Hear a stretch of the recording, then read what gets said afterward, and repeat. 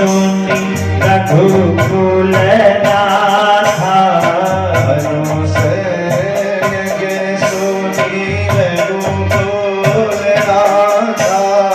हरसी चले मुनि करे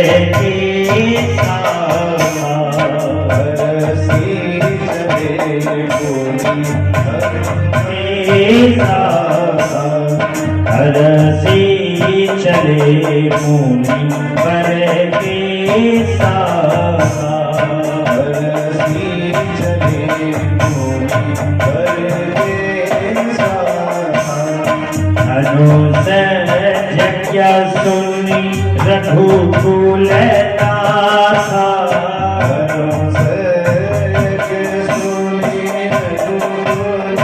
विश्वामित्र जी ने कहा बेटा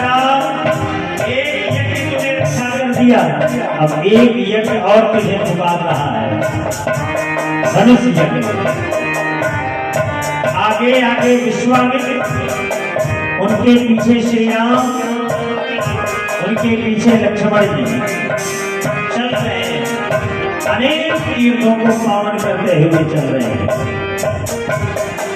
जंगल के रास्तों से होकर चले, आगे गए तो क्या देखे, एक ऐसा आश्रम है, नीरो शांत,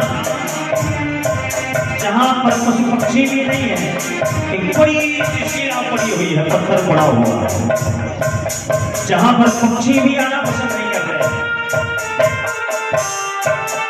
ऐसा लगता था कि लगता है वर्षों पहले यहाँ पर किसी संत की कुटिया हुआ करती थी और आज यहाँ कोई नहीं है।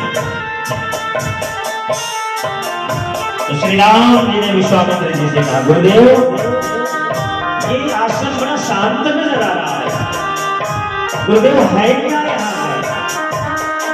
विश्वामित्र जी ने कहा, अच्छा अच्छा, हंस कर बोले, एक बात बताओ, जिधर कोई नहीं देखता उधर तो क्यों देख रहा है? श्री राम जी ने कहा, गुरुदेव मेरा स्वभाव ही है, जिधर कोई नहीं देखता उधर मैं देखता हूं। जिसे दुनिया के लोग नकार देते फिर उसे मैं देखता हूं। अच्छा अच्छा, करुणा जब गई होगी। नहीं गुरुदेव भगवान, आपके रहते हुए भला मैं करुणा करूं? मैं करुणा नहीं कर सकता, बस ये पता करना ये है क्या? गुरुदेव भगवान ने कहा, बेटा ये गौतम ऋषि की कुटिया है, ये जो शिलासी तुम देख रहे हो ना, ये पत्थर नहीं है, ये गौतम नारी है, अहिल्या है।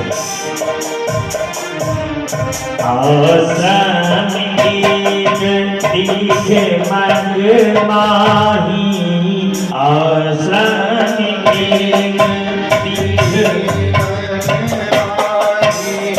आश्रम एक दीख मंग माही,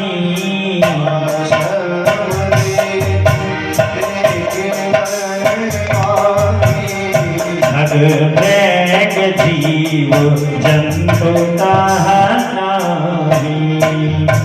मृग जीव जंतु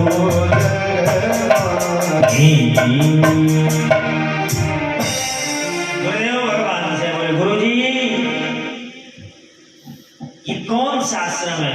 बोले ऐसा आश्रम, आश्रम एक दीख मग माही, जहां पर उस आश्रम में कोई है ही नहीं। तो उन्होंने कहा, बेटा राम, गौतम नारी साप बस उपल देह धरि धी, चरण कमल रज चाहती, कृपा करहु रघुवीर। बेटा राम, ये गौतम नारी है, महाराज महान संत ब्रह्मर्षि ब्रह्मा जी के पुत्र गौतम जी की कुटिया हुआ करती थी, उनकी पत्नी अहिल्या। तो गुरुदेव भगवान, ऐसे महान संत की कुटिया की यह स्थिति, ऐसा क्यों, क्या कारण है? तो उन्होंने कहा, बेटा गौतम पत्नी अहिल्या माता माता अहिल्या के ऊपर इंद्र की नजर थी, इसलिए गौतम ऋषि ने श्राप दिया। गौतम ऋषि की जो पत्नी अहिल्या, तो इंद्र ने क्या किया, चंद्रमा को साथी बनाया, कामदेव को साथी बनाया। अच्छा। चंद्रदेव से इंद्र ने कहा, देखो भैया मैं राजा हूं, एक काम करना, ब्रह्म मुहूर्त के पहले ही तुम्हें बादलों के बीच में ढक जाना। इधर मुर्गे की आवाज से जैसे बुलवाया गया, लगभग रात्रि 2-2:30 बजे, मध्य रात्रि के बाद ब्रह्म मुहूर्त के पहले गौतम ऋषि की निद्रा खुली। अरे राम राम राम, ब्रह्म मुहूर्त का समय हो गया, अभी तक मैं उठा नहीं, मैं जगा नहीं, विलंब हो गया। तो तुरंत जल्दी जल्दी अपना कमंडल उठाए और स्नान के लिए जाने लगे। और इधर इंद्र ने गौतम ऋषि का भेष बना करके माता अहिल्या के पास आया। जैसे ही गंगा मां में स्नान के लिए गोते लगाने के लिए तैयार हुए, गंगा मैया आवाज लगाई, अरे दुष्ट मोट कौन आ गया मध्यरात्रि के समय। गौतम ऋषि ने कहा, मां आपका बेटा मैं गौतम नित्य की भांति आया हूँ। बोले गौतम इतनी रात्रि तो, मैं तो रोज ही आता हूँ। बोले बेटा रात्रि का समय है, अभी ब्रह्म मुहूर्त का समय नहीं है। अच्छा देख तेरे घर में छल हो रहा है। तुरंत आए, और जैसे ही आए गौतम ऋषि की आहट को सुन करके इंद्र तुरंत छिप गया। और जब छिप गया तो गौतम ऋषि ने आवाज लगाई माता अहिल्या से। और माता अहिल्या से बोले कौन आया था यहाँ पर। तो माता अहिल्या भी डर गई, क्योंकि माता अहिल्या को ये पता नहीं था कि इंद्र छल के लिए आया। उन्होंने सोचा कि अगर मैं कहता हूँ भी आप ही थे, आपके अलावा कोई नहीं थे। बोले कि आप ही तो थे, आपके अलावा यहाँ कोई नहीं थे। लेकिन गौतम ऋषि क्रोध में थे, बोले जो भी हो सामने बाहर निकल के आओ, नहीं मैं श्राप दे रहा हूँ। अच्छा इनकी छोटी बेटी जिनका नाम अंजनी, हनुमान जी की नानी का क्या नाम है, हनुमान जी की नानी है माता अहिल्या।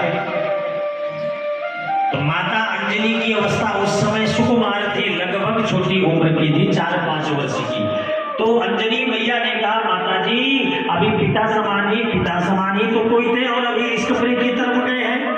इतना सुनते ही उन्होंने श्राप दे दिया। बोले जाओ इंद्र, तुम जिस भग के लिए आए हो तुम्हारे शरीर में हजारों भग हो जाए।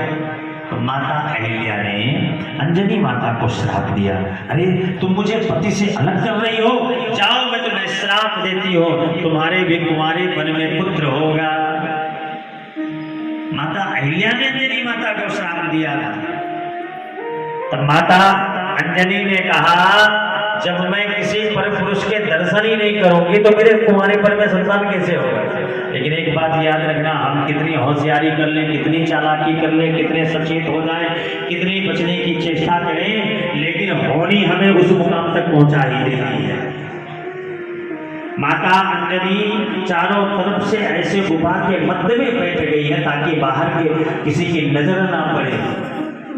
और अंत समय में बैठ करके जब तक कर रही थी, यही चीलबाज जो पक्षी है, तो जिस समय चरु का प्रसाद यज्ञ नारायण भगवान दशरथ जी महाराज के आंगन पर आए लेकर के जब दे रहे थे, सबको बांटा गया, तो